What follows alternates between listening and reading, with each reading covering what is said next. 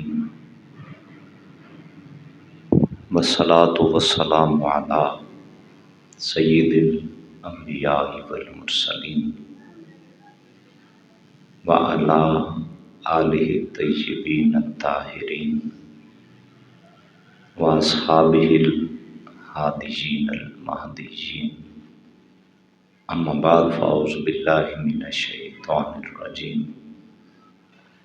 بسم اللہ الرحمن الرحیم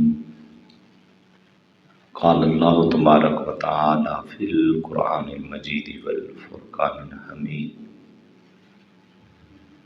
وَسَيُجَنَّبُهَا الْأَتْقَى الَّذِي يُؤْتِي مَالَهُ يَتَزَكَّى وَمَا لِأَحَدٍ عِندَهُ مِن نِّعْمَةٍ تُجْزَى إِلَّا ابْتِغَاءَ وَجْهِ رَبِّهِ الْأَعْلَى وَلَسَوْفَ يَرْضَى صدق اللہ مولانا العظیم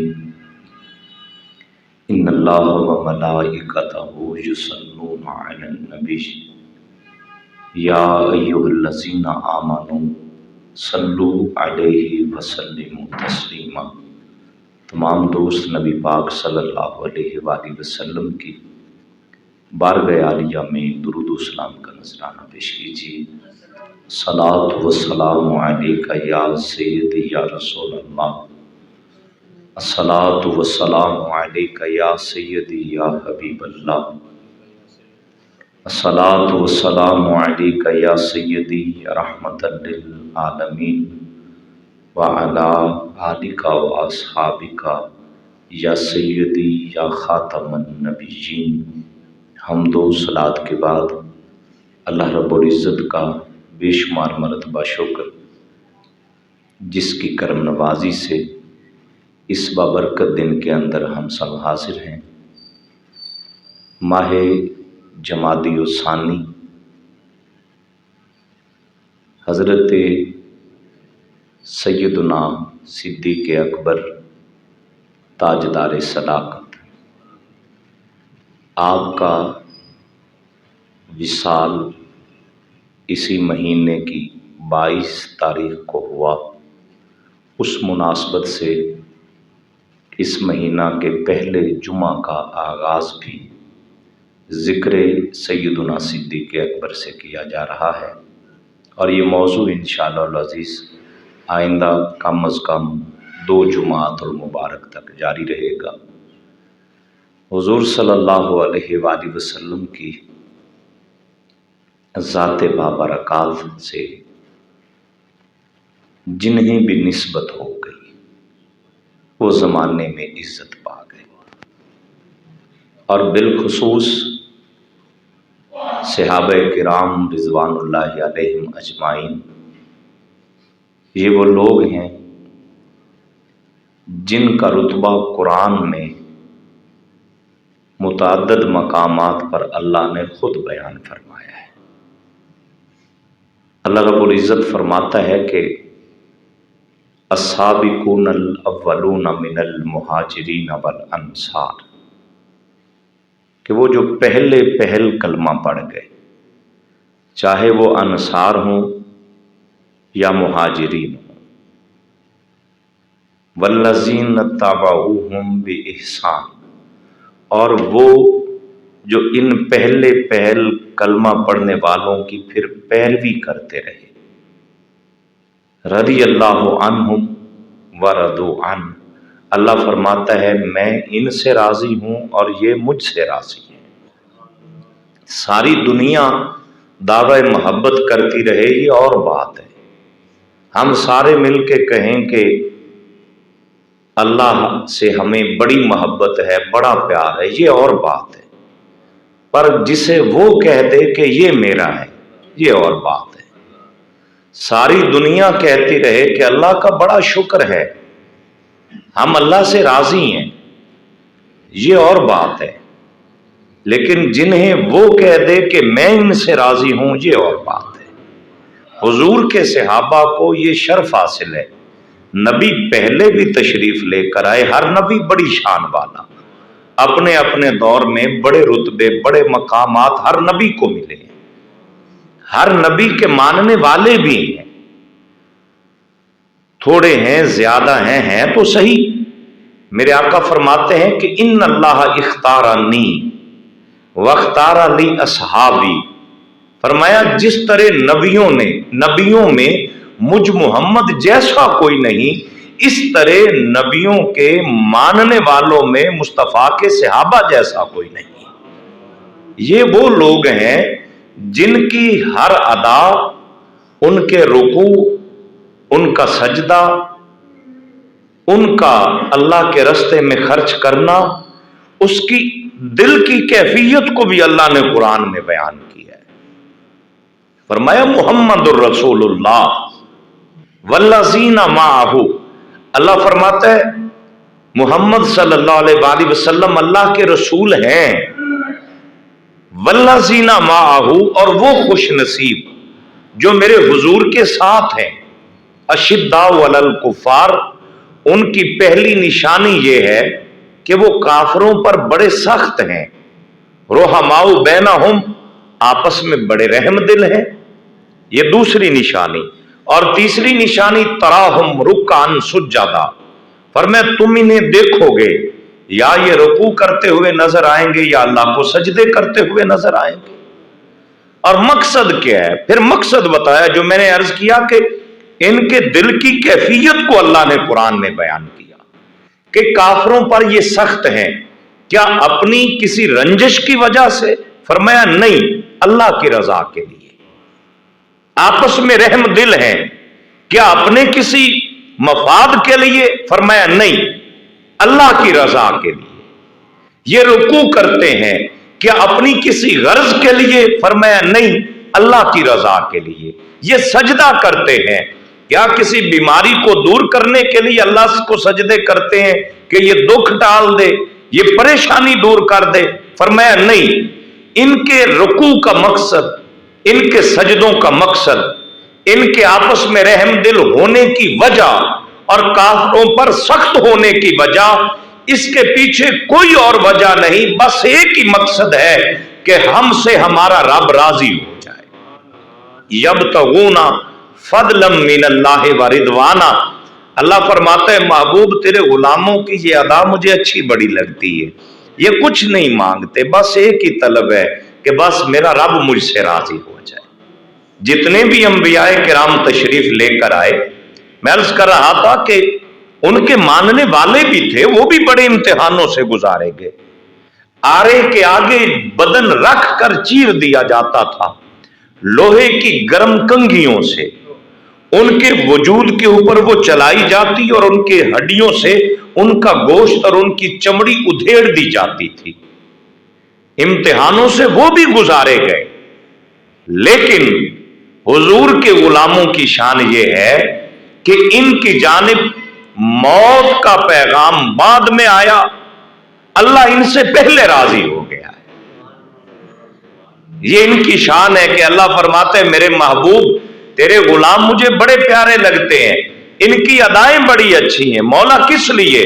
فرمایا اس لیے کہ اور مانگتے ہی کچھ نہیں ہے، ان کی آرزو ہی یہی ہے کہ خدا راضی ہو جائے اور مصطفیٰ راضی ہو جائے۔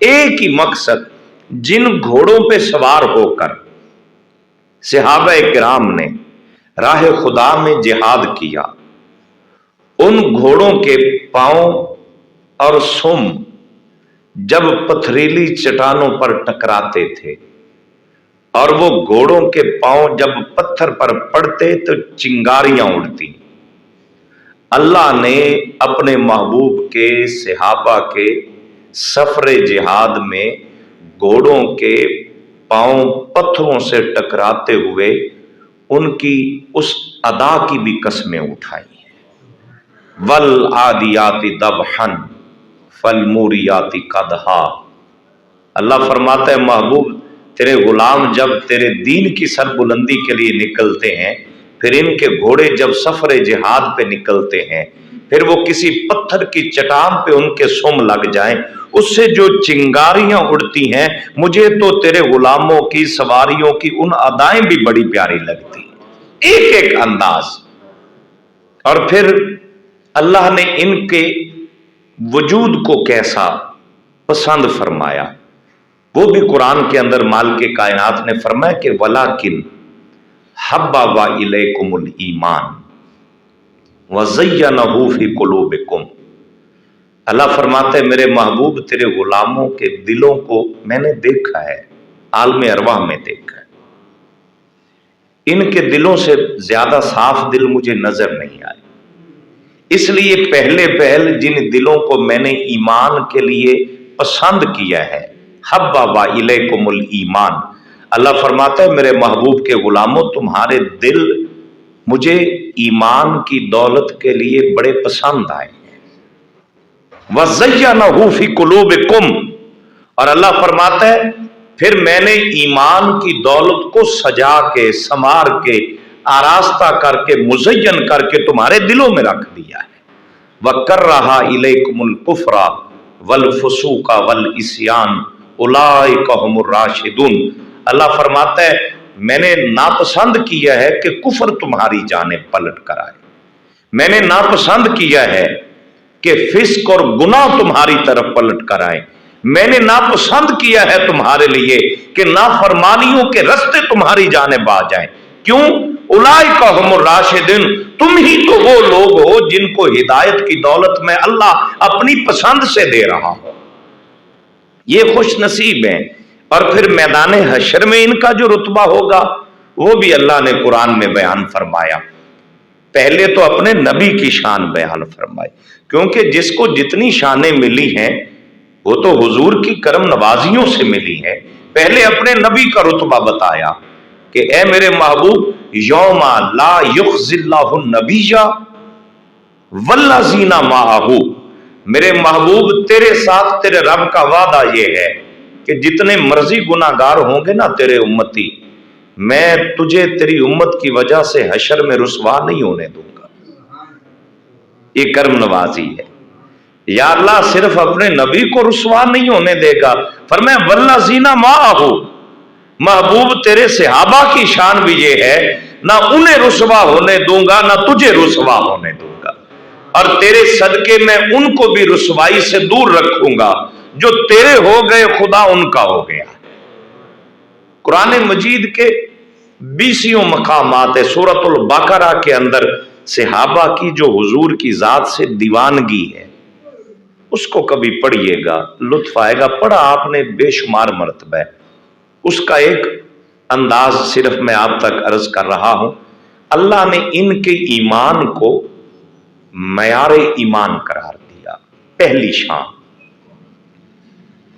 فرمایا جب کوئی مسلمان پرکھنا چاہے کہ میرا ایمان کس لیول پر ہے تو اللہ نے اس کے لیے ایک کسوٹی عطا فرمائی، فرمایا آمنو کما آمن الناس، ایمان لانا ہے تو اس طرح لاؤ جس طرح مصطفیٰ کے صحابہ ایمان لے کر آئے ہیں، یہ ایمان کی ان کی کیفیت کو بیان کیا، اور ان کے ایمان کی حالت کیا تھی، بڑے بڑے عقل مند، بڑے بڑے دولت مند، بڑے بڑے سردار، بڑے بڑے پنچایت کے فیصلے کرنے والے، وہ صحابہ کے ایمان کی کیفیت اور دیوانگی کو دیکھ کر لفظ چونکہ اللہ نے قرآن میں بیان کیے ہیں اس لیے میں سادہ ترجمے کے ساتھ وہ عرض کروں گا، جب ان بڑے بڑے سرداروں کو، دولت مندوں کو، نمود و نمائش کے جو دل دادا اور رسیا لوگ تھے، جنہیں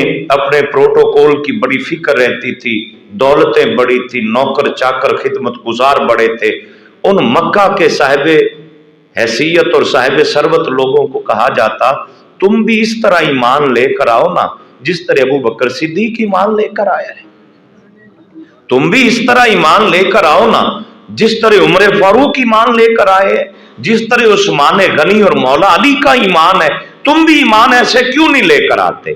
وہ آگے سے پتہ ہے حضور کے غلاموں کا مذاق کیسے اڑاتے تھے، وہ کہتے انؤمن کما آمن السفہاء، ہم ان دیوانوں کی طرح، میں ترجمے کو ادب کے دائرے میں لے آیا، سادہ ترجمہ یہ کہ جس طرح یہ سفی اور پاگل لوگ ایمان لے کر آئے ہیں ہم ان کے پیچھے چلیں، نہیں، اللہ نے فرمایا الا انہم ہم السفہاء ولکن لا یعلمون، میرے نبی دیوانے اور پاگل تیرے صحابہ نہیں ہیں، اصل پاگل تو یہ ہے جنہیں اللہ کے نبی کے ہوتے ہوئے دولت ایمان کی توفیق نہیں مل رہی ہے۔ ایمان والے فرمائے یہ جانتے ہی نہیں ہے کہ کتنی شانوں والا رسول ان کے درمیان جلوہ گر ہے۔ حضور کے صحابہ کا مقام اور مرتبہ حدیث پاک کے اندر جو حضرت ابو سعید خدری رضی اللہ تعالیٰ عنہ نے بیان فرمایا، آپ فرماتے ہیں کہ نبی پاک صلی اللہ علیہ وآلہ وسلم نے فرمایا لا تسبوا اصحابی لو ان احدکم انفق مثل احد ذهبا ما بلغ مد احدهم ولا نصفه او کما قال رسول اللہ صلی اللہ علیہ وسلم۔ میرے نبی نے فرمایا میرے صحابہ کو برا نہ کہا کرو، اور ایک حدیث کے اندر فرمایا اللہ اللہ فی اصحابی، میرے صحابہ کے معاملے میں بچتے رہنا، محتاط رہنا، لا تتخذوہم غرضا من بعدی، میرے بعد تان و تشنیع کے تیر میرے صحابہ پر نہ برسانا۔ اور یہاں فرمایا لا تسبوا اصحابی، جو بخاری کی روایت ہے اور حضرت ابو سعید خدری راوی ہیں رضی اللہ تعالیٰ، فرمایا میرے صحابہ کو برا بھلا نہ کہنا۔ اگر تم میں سے کوئی شخص یعنی صحابہ کے بعد والے دور سے مخاطب ہے اور قیامت تک کے لوگوں سے مخاطب ہے، کوئی اللہ کا ولی ہے، کوئی غوث قطب ابدال ہے، کوئی دولت مند حاجی ہے، نمازی ہے، سخی ہے، جو بھی ہے، فرمایا اگر احد پہاڑ جتنا سونا بھی تم خرچ کرو اور مصطفیٰ کا صحابی 1 کلو یا آدھا کلو سونا خرچ کرے اور بعد میں آنے والے احد پہاڑ جتنا سونا خرچ کر دے، تو تمہارا احد پہاڑ جتنا خرچ کیا ہوا سونا صحابہ کرام کے آدھا کلو خرچ ہونے والے سونے کے برابر بھی نہیں ہے۔ دیکھیے ان کی شانیں، ان کا مقام، ان کا صدقہ، ان کی خیرات، ان کی سخاوتیں اللہ کو کتنی پسند آئی ہیں۔ اور قرآن میں جو اللہ نے فرمایا، بالخصوص جس مناسبت سے ہم نے اس موضوع کا انتخاب کیا ہے، فرمایا سیماہم فی وجوہہم من اثر السجود، میرے محبوب تیرے غلاموں کی یہ ادا اللہ کو بڑی پیاری لگتی ہے، ان کے چہروں پر، ان کی پیشانیوں پر سجدوں کے نشان ہیں۔ اور اگلی شان ذالک مثلہم فی التوراۃ ومثلہم فی الانجیل، ان کی یہی نشانی تورات میں بھی بیان کی گئی ہے اور ان کی یہی شان انجیل میں بھی بیان کی گئی ہے۔ صحابہ کرام کی، حضور کی شانیں تو ہیں ہی ہیں نا، صحابہ کرام رضوان اللہ علیہم اجمعین کی شان۔ یہی وجہ ہے کہ حضرت سیدنا صدیق اکبر جب بغرض تجارت ملک شام جاتے ہیں، اور یہ حضور نے ابھی اعلان نبوت نہیں کیا، وہ پہلے یہ خواب آپ کو آ رہا ہے۔ کچھ لوگ اس بات کو بیان کرتے ہوئے یوں ملا دیتے ہیں کہ جیسے ادھر حضرت صدیق اکبر ملک شام گئے، ادھر خواب دیکھا، پلٹ کے واپس آئے تو حضور سے عرض کیا، نہیں، اس کے درمیان بڑا وقت ہے اور کئی سالوں کے بعد جا کر اعلان نبوت ہوا ہے۔ حضرت صدیق اکبر، میں نے عرض کیا کہ شان تورات میں، ان کی شان انجیل میں بیان کی گئی ہے۔ آپ جب بغرض تجارت ملک شام جاتے ہیں تو خواب دیکھا سیدنا صدیق اکبر نے کہ آسمان سے ایک چاند اترتا ہے جو حضرت صدیق اکبر کی گود میں آ جاتا ہے، اس سے پھر نور پھیلتا ہے اور پوری دنیا میں اس کی روشنی پھیل جاتی ہے۔ آپ جب اٹھے تو جا کے یہ خواب ایک عیسائی راہب کو سنایا جو ملک شام کی اس راہ گزر پہ ڈیرے ڈال کے بیٹھا تھا جس رستے سے مصطفیٰ نے بغرض تجارت گزرنا تھا۔ وہ یوں ہی نہیں ویرانوں میں آ کر بیٹھے تھے، یہ وہ راہب ہیں جن سے 2 بار میرے نبی کی ملاقات ہوئی۔ پہلی بار جب اپنے چچا حضرت ابو طالب کے ساتھ گزر ہوا، دوسری بار جب نبی پاک سیدہ خدیجہ الکبریٰ کا مال تجارت خود لے کر گئے۔ 2 بار یہاں سے حضور کا گزر ہوا، 2 بار ملاقاتیں۔ تو یہ وہ لوگ تھے، یہ صرف عالم نہیں تھے عیسیٰ علیہ السلام کی امت کے، بلکہ عیسیٰ علیہ السلام کی جو باطنی علم تھا، جسے تصوف کہتے ہیں، جسے روحانیت کہتے ہیں، یوں کہہ لیجئے کہ امت عیسیٰ علیہ السلام کے یہ اس دور کے اللہ کے ولی لوگ تھے، اس دور کے، اور یہ اس راہ گزر پہ آ کر بیٹھے ہوئے تھے. یہ کوئی راہ چلتے لوگ نہیں تھے جو ویسے ہی بیٹھے تھے، اس دور کے اس لیول کے لوگ تھے. خواب صدیق اکبر سنا رہے ہیں. کہا جی میں نے خواب دیکھا ہے، آپ اللہ والے لوگ ہیں، سابقہ شریعت کے اندر نازل ہونے والی کتابوں کا علم آپ رکھتے ہیں، کیونکہ عیسیٰ علیہ السلام ابتدا میں، یہ بات بھی ذہن میں رکھنی، ابتدا میں عیسیٰ علیہ السلام بھی تورات جو موسیٰ نبی پر نازل ہوئی تھی، ابتدا میں اسی کی تبلیغ کرتے رہے تھے. بعد میں انجیل ملی آپ کو، اور پھر یہودیوں نے آپ کا انکار کر دیا. جب تک تورات کی تبلیغ کرتے رہے وہ مانتے رہے. جب انجیل الگ ملی آپ کو تو انہوں نے کہا نہیں، اب ہمارا ان سے تعلق نہیں ہے. تو یوں عیسیٰ علیہ السلام کے جو ماننے والے تھے وہ بیک وقت تورات کے بھی عالم تھے، انجیل کے بھی عالم تھے، دونوں عظیم آسمانی صحیفوں اور کتابوں کے وہ عالم تھے، کیونکہ دونوں کی تبلیغ ان کا نبی کرتا رہا تھا. اب حضرت ابو بکر صدیق نے جب جا کر خواب سنایا نا، تو اس راہب نے کہا تعبیر بعد میں بتاؤں گا، پہلے اپنا تعارف کروا. ذالک مثلہم فی التوراۃ ومثلہم فی الانجیل. اللہ فرماتے ہیں یہ نشانیاں میرے نبی جو قرآن میں تیرے صحابہ کی اللہ بیان کر رہا ہے، یہ ہم نے تورات میں بھی بیان کی ہے، انجیل میں بھی ہم نے لکھی ہے. اب اس عیسائی راہب نے جب پوچھا کہ تعبیر بعد میں بتاؤں گا، پہلے تعارف کرواؤ، ما اسموں کا تیرا نام کیا ہے؟ کہا نام ابو بکر ہے. من اینا، کہاں سے آئے ہو؟ علاقہ کون سا ہے؟ سیدنا صدیق اکبر نے کہا من مکہ تھا، مکہ شہر سے آیا. من ای قبیلۃ انت، تیرا قبیلہ کون سا ہے؟ حضرت صدیق اکبر نے کہا من قبیلۃ قریش، میں خاندان قریش سے تعلق رکھتا ہوں. جب اس نے نام سنا ابو بکر، شہر مکہ، خاندان قریشی، اس نے کہا اب سن، اللہ ایک نبی کو مبعوث کرے گا. وہ جو آسمان سے چاند اترا ہے اور صدیق اکبر کی گود میں آیا ہے، اس خواب کی اب وہ تعبیر بتا رہا ہے. کہا کہ اللہ ایک نبی کو بھیجے گا، اے ابو بکر وہ نبی شہر مکہ میں آئے گا، اس نبی کا تعلق بھی قبیلہ قریش سے ہوگا، تجھے مبارک ہو، تکون وزیرہ فی حیاتہ و خلیفتہ بعد وفاتہ. ابو بکر تو اس نبی کا پہلا ساتھی ہوگا جب تک وہ نبی دنیا میں رہے گا. تو محمد عربی کا وزیر ہوگا، وہ دنیا سے چلے جائیں گے، تو محمد کا پہلا خلیفہ ہوگا. یہ ساری نشانیاں اور ساری باتیں، بابا جی لطف نہیں آ گیا حضور سے وفا کرنے کا؟ یہ میں نے عرض کیا کہ یہ خدا کا انتخاب ہے. حضور کے صحابہ کے دل اللہ نے ایمان کے لیے منتخب کیے، اور ان دلوں میں پھر ایمان کو مزین کر کے رکھا.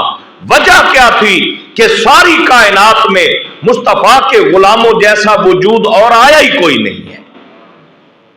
حضرت صدیق اکبر وہ خوش نصیب ہستی ہے، بڑے بڑے محبت والے ملتے ہیں. جب پھر حضور نے کیا نبوت کا اعلان، اس راز کو اور خواب کی تعبیر کو صدیق اکبر نے اپنے اندر چھپایا، کسی کو نہیں بتایا. وقت گزرتا گیا، حضور نے نبوت کا اعلان فرمایا. سیدنا صدیق اکبر فوراً پہنچے، عرض کیا مد دلیل علی ما تدعی، یا رسول اللہ یہ جو آپ نے نبوت کا دعویٰ فرمایا ہے، حضور کوئی دلیل، کوئی نشانی، کوئی معجزہ؟ اب کئی سال پہلے خواب، اس کی تعبیر ملک شام کے راہب نے بتائی. اب کئی سالوں کے بعد اعلان نبوت. اب پاک رسول صلی اللہ علیہ وآلہ وسلم سے سیدنا صدیق اکبر نے جب دلیل نبوت پوچھی نا، تو میرے نبی نے مسکرا کر فرمایا وہ ख्वाब काफी नहीं है जो मुल्क शाम में तूने देखा था। मेरी नबूवत की दलील के लिए वो ख्वाब काफी नहीं है जो मुल्क शाम में तूने देखा था। तब हजरत सिद्दीक अकबर ने कहा, अशहदु अल्ला इलाहा इल्लल्लाह व अन्नका रसूलुल्लाह सल्लल्लाहु अलैहि वसल्लम, हुजूर मैं गवाही देता हूं कि अल्लाह के अलावा कोई इबादत के लायक नहीं और मोहम्मद मुस्तफा अल्लाह के रसूल बनकर आए। ये मोहब्बत के अंदाज थे और प्यार वालों ने हुजूर से फिर मोहब्बत की है। एलानिया तबलीग का जब वक्त आता है, सैयदना सिद्दीक अकबर ने अर्ज किया, आका दिल चाहता है कि खुदा के घर सहने हरम में खड़े होकर आज तबलीग दीन करें। मेरे नबी ने फरमाया, अबू बकर, मक्का वाले लोग जुल्म करने पे उतरे होते हैं। सैयदना सिद्दीक अकबर ने अर्ज किया, या रसूल अल्लाह, मेरे होते हुए आपको तो कोई तकलीफ नहीं पहुंचा सकता।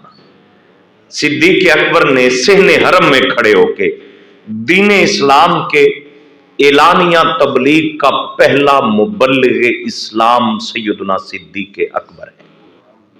एलानिया तबलीग उन्होंने पकड़ के सैयदना सिद्दीक अकबर को इतना मारा कि यूं लग रहा था जैसे अभी बदन से रूह परवाज कर जाएगी। खानदान के कबीले के लोगों ने कपड़ा बिछाया, कपड़ा बिछा के सैयदना सिद्दीक अकबर को पकड़ के उस कपड़े में रखा और फिर पकड़ के घर छोड़ कर आए। न उठने के काबिल, न बैठने के काबिल, न होश में तबीयत। 3 दिन या 7 दिन के बाद सैयदना सिद्दीक अकबर को होश आया था। लेकिन मोहब्बत रसूल किस रंग पे थी, जब 3 दिन या 7 दिन के बाद होश आया, मां खुश हुई कि शुक्र है बेटे को जिंदगी मिल गई। पर सैयदना सिद्दीक अकबर की जब आंख खुली ना, मां को देखा तो मां सदके वारी हो रही थी। कहा, मां मेरी फिक्र छोड़, मुझे ये बता, मां फुइला बि रसूलिल्लाह, मेरे हुजूर कैसे हैं। ये मोहब्बत थी, ये इश्क थी कि अपनी जात से भी बढ़कर अपनी जान की परवाह किए बगैर होश आई तो पहला सवाल, मां मुझे छोड़, मुझे ये बता मेरे हुजूर अब कैसे हैं। मां ने कहा, बेटे तू तो खुद मौत की वादी से गुजर कर आया है, तुझे अपनी फिक्र नहीं है। तो सैयदना सिद्दीक अकबर ने कहा, अम्मी जान, जान चली जाती दुख नहीं था, लेकिन मुझे बता मेरे हुजूर को तो कोई तकलीफ नहीं पहुंचाई गई। एक जानब से सहारा अब मां ने दिया, दूसरी जानब से सहारा एक और बुजुर्ग खातून ने दिया, और दोनों कंधों के सहारे पर हजरत सिद्दीक अकबर को मेरे नबी के पास लेकर आए। अब भी बैठने की हिम्मत नहीं है, लेटे हुए मेरे हुजूर उठे और उठ के खुद चल के सैयदना सिद्दीक अकबर के पास आए। सिद्दीक अकबर के चेहरे पे यूं मोहब्बत से हाथ फेरा मेरे नबी, वो जो जख्मी था, और जख्मी चेहरा, और हुजूर ने ना हजरत सिद्दीक अकबर के बदन को जो थोड़ा अपने साथ लगाया। और सैयदना सिद्दीक अकबर फिर यही कह रहे थे, या रसूलल्लाह आपको तो कोई तकलीफ नहीं पहुंची। ये मोहब्बत का रंग हजरत सैयदना सिद्दीक अकबर की जात के अंदर। फिर जब हिजरत का लम्हा आता है, ये सबसे कठिन, सबसे मुश्किल, सबसे बड़ा राजदारी का और सबसे बड़े इम्तिहान वाला सफर था, सफर हिजरत। यहां पे मैं बहैसियत तालिब इल्म जो अहले तशय्यो की कुतुब है ना, बिलखुसूस उनकी तफसीर हसन अस्करी, उसके अंदर जो सफर हिजरत उन्होंने बयान किया ना, वो कहते हैं कि अल्लाह ने जिब्रील को भेजा और जिब्रील को भेजकर कहा, मेरे महबूब से कह दो कि इन्न अल्लाह अमरा का अंतस्तस्हिबा अबा बकर, कि मेरे महबूब अल्लाह कह रहा है कि ये सफर राज वाला भी है, इम्तिहान वाला भी है, मुश्किल भी बड़ा है। अल्लाह का इंतखाब ये है कि महबूब जब आप हिजरत के लिए निकलें तो सफर हिजरत में जो रफीक सफर चुनना है वो अबू बकर सिद्दीक होना चाहिए। सिद्दीक अकबर सफर हिजरत में सिर्फ मुस्तफ़ा की पसंद से मुंतखब नहीं हुए, ये खुदा की पसंद भी यही थी जो मुस्तफ़ा की पसंद थी। नबी पाक सल्लल्लाहु अलैहि वसल्लम तशरीफ लेकर गए, रात का वक्त था, अहले मक्का सो चुके हैं और हर घर का जवान अपने हाथ में नंगी तलवार लिए हुजूर के दर दौलत के गिर्द मुहासरा करके खड़ा है कि आज नौज बिल्ला शम्ए रिसालत को हमेशा के लिए बुझा दिया जाएगा। अल्लाह ने कुरान के अंदर ये वादा किया, वल्लाहु यासिमुका मिनन नास, मेरे महबूब तेरे रब का वादा है कि अल्लाह तुझे लोगों से खुद महफूज रखेगा। युरीदूना लियुत्फिउ नूरल्लाहि बिअफ़वाहिहिम, ये लोग चाहते हैं कि अल्लाह के नूर को अपनी फूंकों से बुझा दें। वल्लाहु मुतिम्मु नूरिही, और अल्लाह ये चाहता है कि अपने नूर को मुकम्मल फरमाए। कुफर ये चाहता है कि नूरे मुहम्मदी बुझा दिया जाए और अल्लाह ये चाहता है कि नूरे मुहम्मदी की तकमील हो, मुकम्मल हो। और बिल आखिर कुफर के नापसंद करने के बावजूद ये ऐलान हक जब जुबान मुस्तफ़ा से आम हुआ कि अल यौमा अकमलतु लकुम दीनकुम, मुबारक हो सहाबा, आज तुम्हारा दीन मुकम्मल हो गया। ये उस नूरे मुहम्मदी का इत्माम और उसकी तकमील थी। वातममतु अलैकुम निअमती, मुबारक हो मुस्तफ़ा के गुलामों, आज अल्लाह की नेमतें तुम्हारे ऊपर मुकम्मल हो गई हैं। वरदीतु लकुमुल इस्लाम दीना, और अल्लाह कह रहा है, ए मुस्तफ़ा के मानने वालों, तुम्हारे लिए अल्लाह ने जिस दीन को पसंद किया है वो फकत दीन इस्लाम है, दीन इस्लाम है, इसके अलावा कोई चीज नहीं है। तो ये जिस नूरे मुहम्मदी को, नूरे हिदायत को और नूरे पैगाम मुस्तफ़ा को कुफर बुझाना चाहता था और अल्लाह उसे मुकम्मल कर रहा है और अल्लाह का वादा पूरा होकर रहा और दीन मुकम्मल करके मोहम्मद अरबी सल्लल्लाहु अलैहि वसल्लम फिर दुनिया को छोड़ के विसाले ज़ाहिरी फरमाते हैं। हुजूर के गुलाम और नबी पाक सल्लल्लाहु अलैहि वसल्लम के असहाब मुश्किल घड़ी में, मैंने अर्ज किया, आका के साथ वफा करते रहे। हिजरत का मरहला एक एक दो दो की सूरत में जारी रहा। अब हुजूर खुद हिजरत करने वाले हैं। मक्का के हर घर का नौजवान हाथ में तलवार लिए दर दौलत का मुहासरा किए खड़ा है। मेरे नबी ने फरमाया, अली जी मेरे आका, फरमाया आज मेरे बिस्तर पे तू सो। बात बयान करना बड़ा आसान है, सुनना बड़ा आसान है, पर यह नींद मौत को दावत देने के मुतरादिफ थी। इस मौके पे वैसे फिर नींद आती नहीं है कि जब हर जानब दुश्मन तुला खड़ा हो। हुजूर निकलते हैं सूरह यासीन की चंद आयात की तिलावत करते हुए।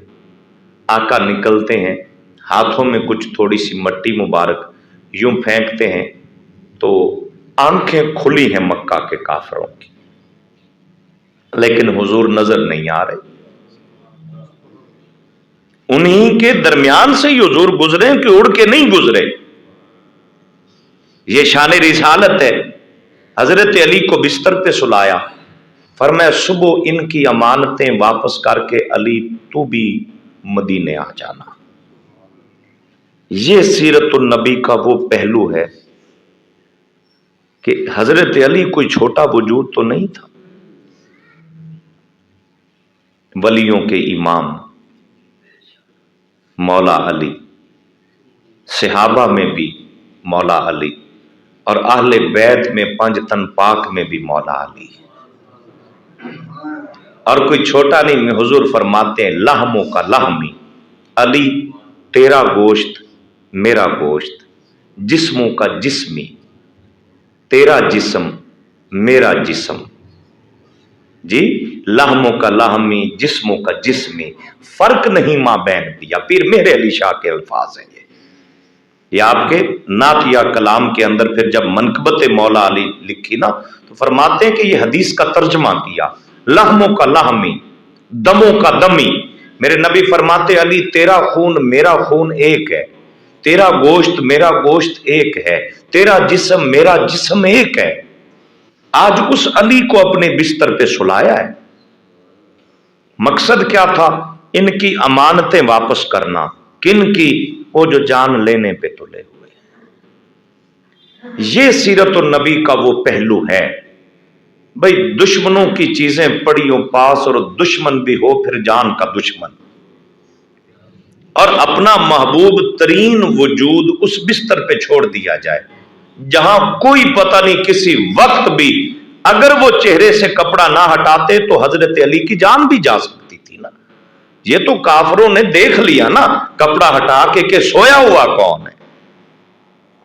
आगे तो फिर बिस्तर नबी का था, सोए मौला अली थे। वो हैरान रह गए, इतने बड़े वजूद को अमानतें वापस लौटा के ना किन की जो जान के दुश्मन है। यानी दुश्मनी के भी कुछ उसूल होते हैं। उन उसूलों के अंदर भी मेरे नबी ने अपनी सीरत का वो हसीन नक्शा पेश किया। फरमाया करते रहो दुश्मनी, तुम्हारे हिस्से में आई दुश्मनी है, मेरे हिस्से में ईमान की दौलत बांटना आया है। मैं तो अपनों का हक नहीं खाता, मैं गैरों का हक कैसे खाऊंगा। मौला अली को बिस्तर पे सुलाया गया और अल्लाह ने आज फिर ना जिब्राइल की और मीकाइल की ड्यूटी लगाई थी। इमाम फखरुद्दीन राजी साहिब तफसीर कबीर, छोटे लेवल का मुफस्सिर कुरान नहीं है। इमाम फखरुद्दीन राजी कहते हैं कि काम जिब्राइल इंदरा से ही व मीकाइल इंदा रिजले है। जिब्रील अमी मौला अली के सिरहाने खड़े हो गए और मीकाइल मौला अली के पांव की जानिब खड़े हो गए और मौला अली चैन से सो रहे थे।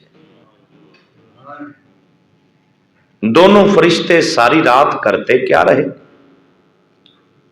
वो अली का चेहरा देखकर कह रहे थे बख बख, वाह वाह, मन मिसलो का, कौन है तेरे जैसा। या इब्ना अबी तालिब, है अबू तालिब के बेटे, इस वक्त जमीन में कौन है तेरे जैसा। इन्नल्लाह युबाही बिकल मलाइका, तू बिस्तरे मुस्तफा पे सो रहा है, अल्लाह फरिश्तों को जमा करके तेरे ऊपर नाज कर रहा है कि है कोई अली जैसा तुम्हें नजर आ रहा हो। सुबह आंख खुलती या मानते वापस की मदीना तैयबा पहुंचे। हर एक को अंसारी को मुहाजिर का भाई बना दिया गया। मौला अली पहुंचते हैं, अर्ज करते हैं आखैता बैना असहाबे का, या रसूल अल्लाह आपने अपने सहाबा में मुआखात कायम कर दी है, एक मुहाजिर को दूसरे अंसारी का भाई बनाया है।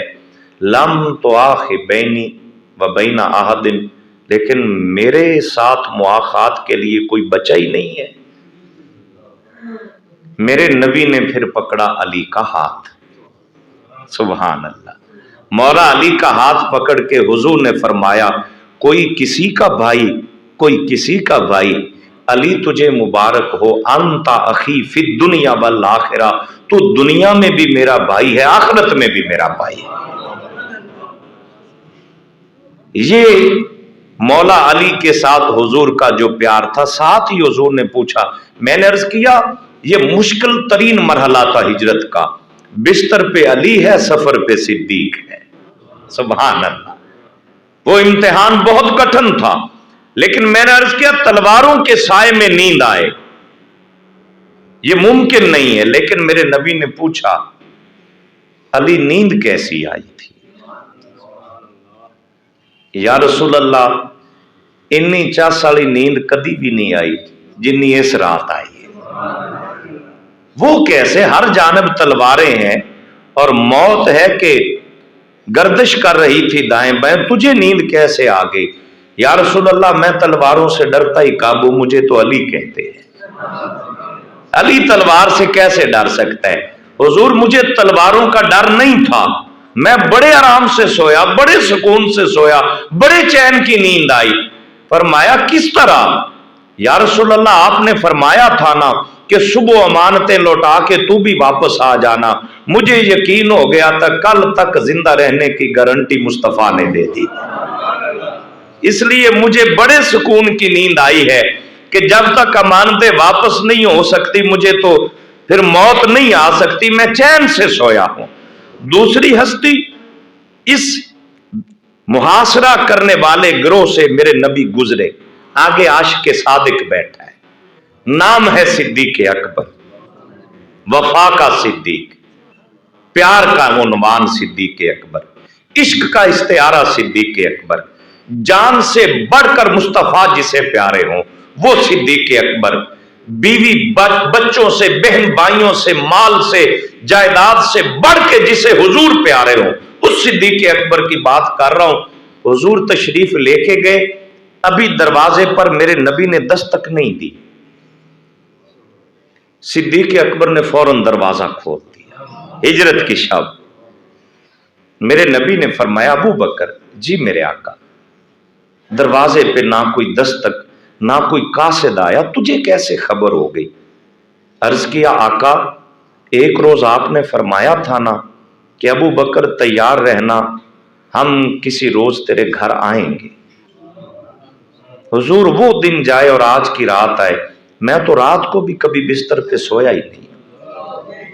میں تو اس دن سے اڈیق اور انتظار میں بیٹھا ہوں کہ پتہ نہیں حضور کب تشریف لے آئے اور ابو بکر تو سویا رہ جائے. حضور اس دن سے میں جاگ رہا ہوں، نہ دن کو سوتا ہوں نہ رات کو سوتا ہوں. فرمایا پھر بھی ابو بکر بتانا، ہرگز دروازہ تو بند تھا، تجھے پتہ کیسے چلا؟ عرض کیا آقا آپ تشریف لا رہے تھے اور ہوا کے جھونکے خوشبودار بڑے تھے.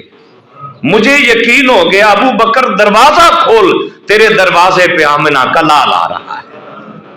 آقا کریم صلی اللہ علیہ وآلہ وسلم اس سفر ہجرت میں سیدنا صدیق اکبر کو یہ اعزاز عطا فرماتے. اور صرف صدیق اکبر نہیں، صدیق اکبر کا سارا گھرانہ ہجرت کی 3 راتوں میں حضور کی غلامی کر رہا تھا.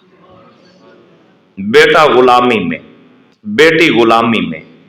گھر سے نکلتے ہوئے 40,000 دینار کل جمع پونجی صدیق اکبر کی، کل جمع پونجی 40,000 دینار سونے کے سکے سارے ہی اکٹھے کیے اور تھیلی میں بند کیے اور اپنی بڑی بیٹی حضرت اسما کو بتایا. فرمایا بیٹی جو کچھ تھا لے کے جا رہا ہوں، مشکل آئے تو صبر کر لینا، کیونکہ ابو بکر کے ہوتے ہوئے حضور کو کوئی تکلیف آ جائے تو مال گھر میں پڑا رہ جائے. یہ صدیق اکبر کی وفا تھی. آپ کے والد نابینا تھے، ابھی انہوں نے کلمہ نہیں پڑھا تھا. معروف تو ابو قحافہ کے نام سے ہے، نام ان کا بھی عثمان ہی تھا. نابینا تھے اور انہوں نے پوچھا، انہیں خبر ہو گئی کہ ابو بکر صدیق حضور کے ساتھ چلے گئے. والد نے ابھی کلمہ نہیں پڑھا تھا. ویسے شرف صحابیت میں صدیق اکبر کو یہ اعزاز حاصل ہے، 4 پشتوں کو شرف صحابیت ملا ہے. باپ صحابی، خود صحابی، بیٹے صحابی اور پوتے صحابی. 4 پشتوں کو شرف صحابیت.